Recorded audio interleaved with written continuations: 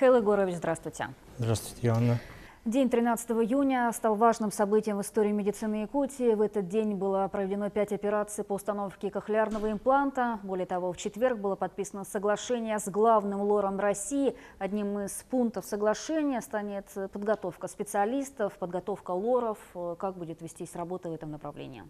Это первый этап кохлеарной имплантации. Затем будет очень долгий этап программирования, чипирования имплантированных кохлеарных аппаратов. Дальше будет этап реабилитации и абилитации. В среднем это занимает где-то около 2 лет. И вот именно все это направлено для того, чтобы наши дети, которые родились нейросенсорной тугоухостью, стали нормально слышать. И они пойдут в обыкновенный класс, в обыкновенную школу. И поэтому это все делается до 5 лет.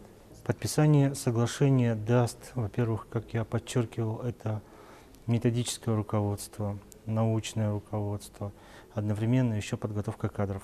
Это очень важно для нас, потому что мы только начинаем выстраивать этап реабилитации, хотя у нас все специалисты, все аппараты для программирования и так далее уже все закуплены и все работает. Большим шагом для якутских медиков стала трансплантация кадаверной почки. Операция была проведена летом прошлого года. Прошел год. Можно ли сказать, что регион оказался готов к такого рода операциям? И как сегодня в целом обстоят дела с донорством органов? Мы эти операции уже поставили на поток. Дело в том, что мы широко озвучили только одну операцию по кадаверной трансплантации почки и одновременной печени. В последующем их выполнено, этих операций 5.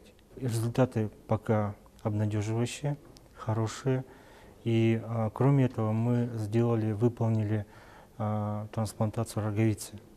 Тоже это очень важное звено, важная веха в развитии здравоохранения Якутии. И как показывает практика, что действительно мы готовы, и наши специалисты уже в полной мере могут проводить не только кадаверную трансплантацию печени, почек и так далее, но мы стоим уже на этапе трансплантации сердца. В этом году должно завершиться строительство главного перинатального центра. Объект находится на особом контроле Минздрава России. На каком этапе сегодня работы и когда ждать первые поставки оборудования? Да, первый запуск запланирован в начале декабря 2017 года. Поставка оборудования будет в конце августа. Но уже аукционы все разыграны. Я думаю, что где-то начало августа, конец августа это будет самый последний срок для доставки оборудования. Все медицинское оборудование будет перевезено самолетами. Что ж, спасибо, что уделили нам время и ответили на наши вопросы. Спасибо вам, Анна.